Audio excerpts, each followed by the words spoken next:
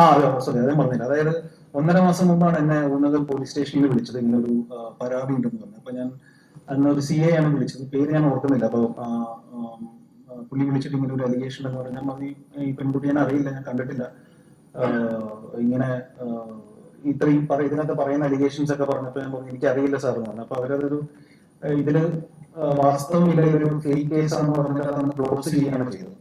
അപ്പൊ ഞാൻ സാറിനോട് ചോദിച്ചു, സാർ ഇത് ഞാനെന്നാ ഒരു പരാതി കൊടുക്കട്ടെ പോലീസിനോ, അല്ലെങ്കിൽ പരാതി കൊടുക്കട്ടെ, ഫേക്ക് ആയിട്ട് അലിഗേഷൻ വരികയാണ്. അപ്പോ അങ്ങനെ ചെയ്യേണ്ട ആവശ്യമില്ല, ചിലപ്പോൾ അവർക്ക് ചിലപ്പോൾ ഫേമസ് ആവാം, ഇതിനൊക്കെ വേണ്ടി ചെയ്യുന്നതായിരിക്കും. അപ്പൊ അതിന് വെറുതെ അതിന് നിന്ന് കൊടുക്കേണ്ട കാര്യമില്ല, ഇതിങ്ങനെ ഒരുപാട് കേസുകൾ വരുന്നതാണ്, അപ്പൊ അതിന് അതിൻ്റെതായിട്ടുള്ള ഒരു രീതിയിൽ അങ്ങനെ വിട്ടാൽ മതി. പക്ഷെ ഞാനപ്പോ അന്ന് നിയമോപദേശം തേടിയ വക്കീലിനോട് ചോദിച്ചത് വക്കീൽ സെയിം അഭിപ്രായം തന്നെ പറഞ്ഞു, ഇതിങ്ങനെ വിട്ടേക്ക് പറഞ്ഞു, വലിയ പ്രസക്തി കൊടുക്കേണ്ട കാര്യമില്ല. പിന്നെ ഇങ്ങനെ ഫേസ്ബുക്കിലൊക്കെ എഴുതിയിരിക്കുന്നുണ്ട്, എന്താണ് വാട്സപ്പിലൂടെ വൈറസ് സന്ദേശം അയച്ച് ഫോൺ ഹാക്ക് ചെയ്യുന്ന പരിപാടി എന്നൊക്കെ പറഞ്ഞു. അപ്പൊ അങ്ങനെ വായിച്ചിട്ടുണ്ടെങ്കിൽ ഇത് വളരെ ബേസിക് സംസാരിക്കുന്ന ഒരു വ്യക്തിയാണല്ലോ, പിന്നെ ഇതിൽ പിന്നാലെ പോകേണ്ട കാര്യമില്ലല്ലോ എന്ന് തോന്നി. അങ്ങനെയൊക്കെ ചെയ്യാൻ വേണ്ടി എന്തൊക്കെ നമുക്കിവിടെ ചെയ്യാം. എനിക്കങ്ങനെ അങ്ങനെ ബേസിക്കലേ ഉള്ളൂ, എനിക്ക് ഒരു പരിചയമില്ല, ഇത് ഞാൻ ഈ പെൺകുട്ടിയെ കണ്ടിട്ടില്ല, ഈ പറയുന്ന അലിഗേഷൻസ് കംപ്ലീറ്റ്ലി ഫോൾസ് ആണ്. അതിന് ഞാൻ നിയമത്തിന്റെ എന്ത് കാര്യത്തിലും സഹകരിക്കാൻ ഞാൻ തയ്യാറാണ്, എങ്ങും പോകുന്നില്ല, ഇവിടെ തന്നെ ഉണ്ടാവും, നിങ്ങളുടെ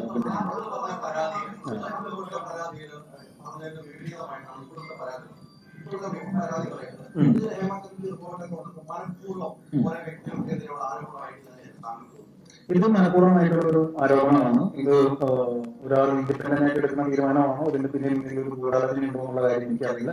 പക്ഷെ ഞാൻ വിശ്വസിക്കുന്നത് ഇതിന്റെ പിന്നിൽ ഒരു അങ്ങനത്തെ ഒരു ഗൂഢാലോചന ഉണ്ടാകണം എന്നാണ് ഞാൻ വിശ്വസിക്കുന്നത്. ആയിരിക്കണമെന്ന് എനിക്ക് തോന്നുന്നു. ശരി. ഈ പുതിയ ഇന്ന് വന്ന പരാതി എന്താണെന്ന് ഞാൻ വായിച്ചിട്ടില്ല. അപ്പൊ ഇന്നെന്തോ FIR കൊടുത്തു എന്നാണ് പറഞ്ഞത്. ഇന്നത്തെ FIR മാറ്റർ എന്താണെന്ന് എനിക്കറിയില്ല. അന്നത്തെ മാറ്റർ എന്താണെന്നുള്ളത് എന്നെ ഫോണിലാണ് വിളിച്ചത്. ഫോണിൽ വിളിച്ചപ്പോൾ വായിച്ചു കേൾപ്പിച്ചു.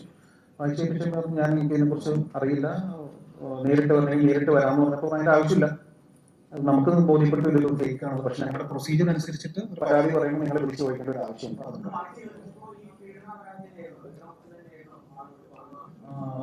അങ്ങനെ എന്തൊക്കെയായിരുന്നു അതിൻ്റെ അകത്ത് പറഞ്ഞത്, കറക്റ്റായിട്ട് ഞാൻ ഓർക്കുന്നില്ല. പക്ഷെ ഇതേ മൂഡിലുള്ള പരിപാടിയായിരുന്നു. ഹോട്ടൽ മുറിയിൽ പോകുന്ന ഒരു ഹോട്ടലിൽ ചെന്ന് ഇങ്ങനെ കണ്ടു, പരിചയപ്പെട്ടു, പിന്നെ എന്തോ പീഡിപ്പിച്ചു, അങ്ങനെ എന്തൊക്കെ രീതിയിലാണ് അന്ന് പറഞ്ഞതാണ് എൻ്റെ ഒരു ഓർമ്മ.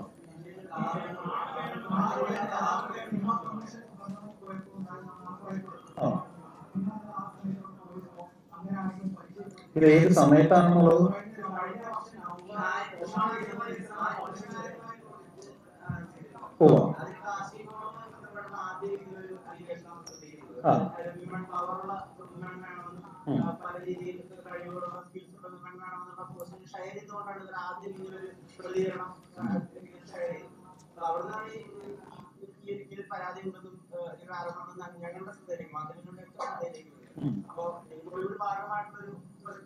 ഇത് ആദ്യമേ ഞാൻ ഈ ഫേസ്ബുക്കിൽ പോസ്റ്റ് കണ്ടപ്പോൾ ഞാൻ ആര്യനെ വിളിച്ചിരുന്നു. അപ്പൊ ആര്യനെ വിളിച്ചപ്പോൾ നമ്മളിതെല്ലാം കാസ്റ്റിംഗ് കോളിന് നമ്മളൊരു ആഡ് പോലെ കൊടുത്തിരുന്നു. അപ്പൊ അതിന് ഒരുപാട് എൻക്വയറീസ് വന്നിട്ടുണ്ട്. നമ്മൾ കാര്യം ഇങ്ങനൊരു അലിഗേഷൻ ഉണ്ട്, ഇങ്ങനെ നിങ്ങൾ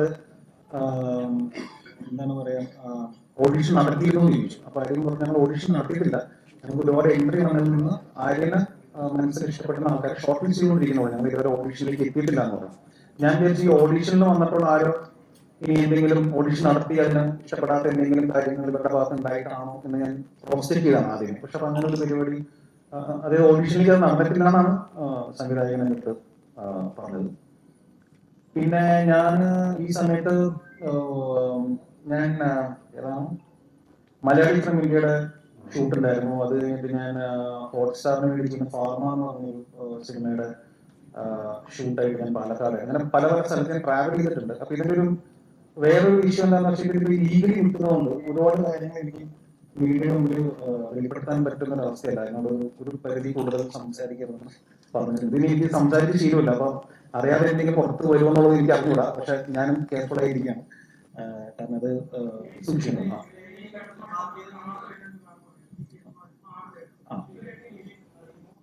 ഇതിനകത്ത് പറയുന്ന ഒരു വ്യക്തിനെ അറിയാം. അദ്ദേഹം അതാണ് ഈ പേര് പറയാനൊന്നും എനിക്കറിയില്ല, അതുകൊണ്ട് ഞാൻ പറയാമോ. ഒരു വ്യക്തിനെ അറിയാം. ആ വ്യക്തി സിനിമയിൽ മലയാള സിനിമയിൽ ഒരുപാട് പേർക്ക് ഫണ്ട് ചെയ്യുന്ന ആളാണ്. ഞാനും പുള്ളിയുടെ നിന്ന് ഫണ്ട് മേടിച്ച് സിനിമ ചെയ്തിട്ടുണ്ട്. മലയാള സിനിമയിൽ ഒരുപാട് പേര് പുള്ളിയുടെ നിന്ന് ഫണ്ട് മേടിച്ച് ചെയ്യുന്ന ഒരാളാണ്. അങ്ങനത്തെ ഒരു ബന്ധം മാത്രമേ എനിക്ക് പുള്ളിയായിട്ടുള്ളൂ. സാമ്പത്തികമായിട്ടുള്ള നമ്മളൊരു സിനിമ ചെയ്യുമ്പോൾ നമ്മളൊരു 10 കോടിയും സിനിമ ചെയ്യുകയാണെങ്കിൽ ചിലപ്പോൾ നമ്മൾ 5 കോടി ഇങ്ങനത്തെ ഫിനാൻസേഴ്സിനായിട്ട് നമ്മൾ കടം മേടിക്കും. കടം മേടിച്ച് പടം ചെയ്ത് ബിസിനസ് ആകുമ്പോൾ പൈസ തിരിച്ചു കൊടുക്കും.